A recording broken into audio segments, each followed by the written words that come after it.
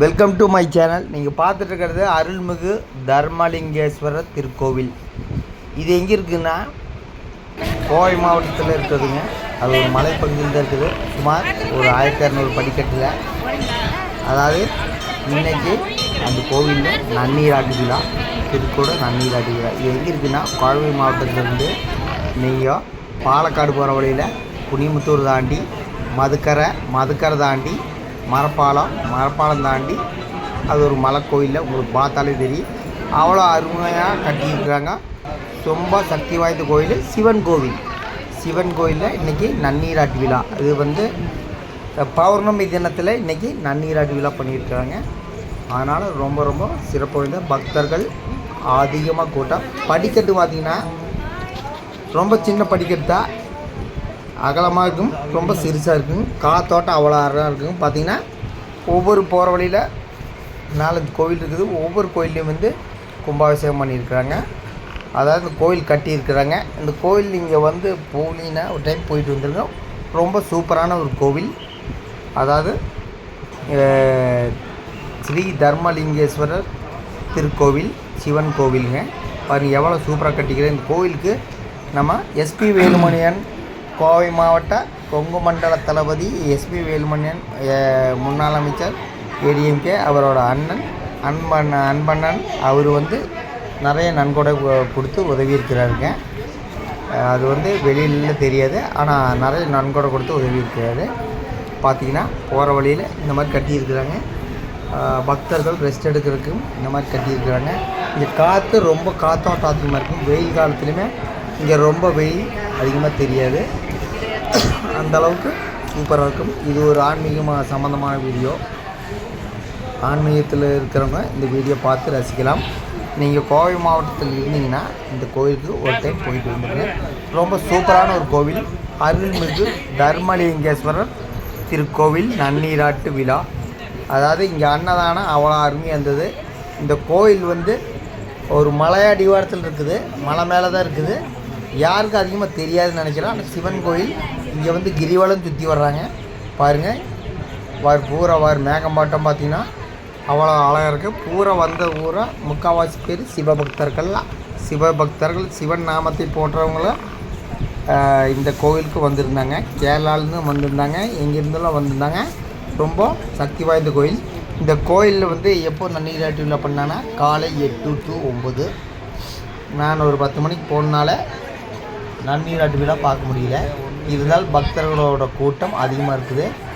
அதாவது அன்னதானம் அவ்வளோ அட்டாசமாக, நீர்மோர் பந்தல், ஜூஸ்லேருந்து எல்லாமே சிறப்பாக கொடுத்தாங்க. ஒவ்வொரு மலை ஏறிட்டு இருக்கிறாங்க. பாருங்கள், அதாவது படிக்கட்டு ரொம்ப சிறுசாக அகலமாக இருக்குது, ஆனால் சிறுசாக இருக்குது.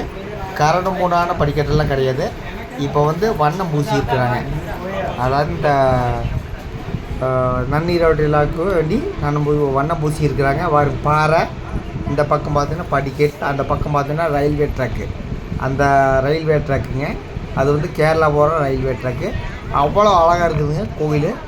அதாவது நீங்கள் ஒரு சிவர் பக்தராக இருந்தால் கண்டிப்பாக இந்த கோயிலுக்கு போயிடுங்க. அதாவது ரொம்ப தூரத்துலேருந்தெல்லாம் வர வேண்டாம். கோவை மாவட்டம், பொள்ளாச்சி, உடுமலைப்பேட்டை, திருப்பூர் இந்த ஊரில் இருக்கிறவங்களாம் தாராளமாக வரலாம். அருள்மிகு தர்மலிங்கேஸ்வரர் சிவன் கோவில் இன்றைக்கி நன்னீராட்டு விழா மிகச் சிறப்பாக நடைபெற்றது. பக்தர்கள் எவ்வளோ அழகு ரசிச்சுக்கிறாங்க பாரு. காற்று தாங்க. அந்த பக்கம் பார்த்திங்கன்னா பூரா ரயில்வே ட்ராக்கு, ரயில் தான் எல்லாம் வந்துட்டுருக்குறாங்க பாருங்க. இதெல்லாம் வந்துட்டுருக்கிற பாரு. பார்த்திங்கன்னா அந்த உத்தராட்சிக்கோட்டையோட சிவபக்தர் தான். மொத்தத்தில் பார்த்திங்கன்னா இந்த கோவிலில் நன்னீராட்டு விழா பார்த்ததில் ரொம்ப நான் சந்தோஷப்படுறேன். நான் நினைக்கிறேன், அதாவது அந்த அம்மா அங்கே நின்றுட்டுக்குது, ரொம்ப கெசலுமி நடந்து போயிட்டுருக்குறாங்க. அதாவது படிக்கட்டு ரொம்ப லென்த்தாக்கிறனால கொஞ்சம் கஷ்டம்தான். இருந்தாலும் சைடில் ஏதாவது தடுப்பு இருந்துச்சுன்னா தெரியாது, பிடிச்சி நிற்கிறது தெரியாது. ஒன்று இருக்கிறனால பக்தர்கள் கொஞ்சம் சிரமப்பட வேண்டியதாக இருக்குது. மேகமூட்டம் பாருங்கள் எவ்வளோ அழகாக இருக்குன்னு பாருங்கள். பக்தர்கள் கூட்டம் இன்றைக்கி கொஞ்சம் அதிகமாக இருக்குது. நன்னீராட்டு விழா நிறைய பேர்த்துக்கு இந்த கோவிலில் கும்பாபிஷேகம் இருக்கிறது தெரியாது. தெரிஞ்சிருந்தால் பல ஊர்லேருந்து வந்திருப்பாங்க. சிம்பிளாக நடந்தது கும்பாபிஷேகம். ஆனால் கோயில் ரொம்ப சூப்பராக கட்டியிருக்கிறாங்க. அந்த அளவுக்கு நல்லா இருக்குது. அதாவது எல்லா படிக்கட்டுக்குமே பெயிண்ட் அடித்து சூப்பராக பண்ணியிருக்காங்க. இன்னும் கொஞ்சம் சில வேலைகள் இருக்குதுன்னா சில வேலைகள் இருக்குது. இந்த பௌர்ணமி அதாவது அமாவாசை நாள்லாம் பார்த்திங்கன்னா இந்த கோயிலில் நல்ல சிறப்பான வழிபாடு இருக்குது. மொத்தத்தில் பௌர்ணமியில் நல்ல கூட்டமாக இருக்குது. இன்றைக்கி பௌர்ணமி அதனால் ரொம்ப கூட்டம் அதிகமாக இருந்தது.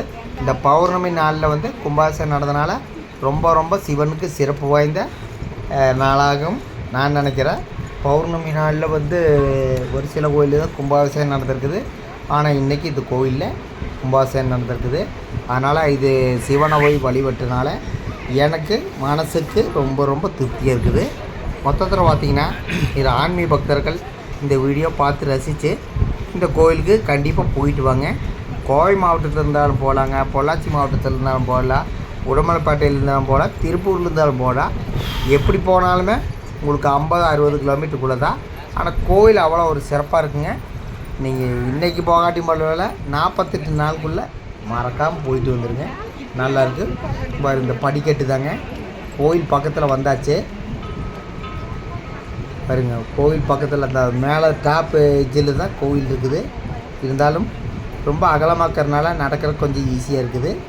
என்ன சைடில் வந்து கொஞ்சம் தூண் போட்டிருந்தா பிடிச்ச நினைப்பாங்க. ஆனால் மழை காலத்தில் தான் இந்த கோயிலில் படிக்கட்டாக கொஞ்சம் சிரமமாக இருக்குது. அந்த பிடிச்சி நடக்கிறதுக்கு ஒன்றும் இல்லை. அதுவும் ஏதாவது வசதி பண்ணி கொடுத்தா ரொம்ப நல்லாயிருக்குன்னு நினைக்கிறேன். இதனால் பாறைக்கு நடுவில் தான் இந்த படிக்கட்டு போட்டுக்கிறாங்க. அது சுற்றி பாறை காடு, மேலே மலை தான். அவ்வளோ ஒரு காற்று இயக்கோட்டம் நல்லா இருக்கும். நீங்கள் வந்து கோவை மாவட்டத்தில் இருந்தால் மறக்காமல் 48 நாளுக்குள்ளே போயிட்டு அந்த சிவனோட ஆசி கண்டிப்பாக உங்களுக்கு கிடைக்கும். சிவபெருமான் பக்தர்கள் கண்டிப்பாக இந்த கோயிலுக்கு ஒரு தடவை போயிட்டு விட. அருள்மிகு தர்மலிங்கேஸ்வரர் திருக்கோவில் நன்னீராட்டு பெருவிழா கோவில் பக்கத்தில் வந்தாச்சு. இது கோவில் கிடையாதுங்க, இன்னும் போகணும். அது மேலே வந்து டாப்பில் வந்து சிவான்னு எழுதிட்டு கோயிலுக்குள்ளே வீடியோ எடுக்கிறதுக்கு அலவுடு கிடையாது, தெளிவாக சொல்லிட்டாங்க. எப்போவுமே மூலவரை வீடியோ எடுக்கக்கூடாது. மூலவரை எடுத்திங்கன்னா கண்டிப்பாக ப்ராப்ளம், உங்கள் குடும்பத்துலேயும் ப்ராப்ளம். அதனால் நான் எந்த கோயில்லையுமே மூலவரை வீடியோ எடுக்க மாட்டேன். கோயில் என்ட்ரன்ஸ்குள்ளே போனோன்னா நான் மொபைல் ஆஃப் பண்ணிடுவேன். இது வந்து கோயில் வெளியே இருக்கிறனால தான் எல்லோரும் எடுத்துக்கிறதுனால நான் எடுத்தேன். மொத்தத்தில் பார்த்திங்கன்னா ஆன்மீகம் செழிக்கும் ஒரு வீடியோன்னு நான் நினைக்கிறேன். ஆன்மீகத்தில் நாட்டம் முறைக்கு இந்த வீடியோ பார்க்குறேன். மேலே பார்த்திங்கன்னா சிவான்னு எழுதியிருக்குது. அது லைட் செட்டிங் தான். நைட்டு சூப்பராக தெரியும். நைட் அந்த லைட் செட்டிங் சூப்பராக தெரியும். இருக்குது வருங்க சிவா. இதுதான் கோயிலுங்க. கோயிலோட என்ட்ரன்ஸ் தான். உள்ளே வந்து வீடியோ எடுக்கிறதுக்கு அனுமதி கிடையாது. வரும் டாப் வச்சு கிட்டத்தட்ட 1200-1300 படிக்கட்டு இருக்குதுங்க. கொஞ்சம் சிரமந்தான். அதாவது அந்த காற்றோட்டமாக இருக்கிறனால தெரியாது. அந்த வெயில் காலத்தில் தான் கொஞ்சம் மூச்சு வாங்கும்.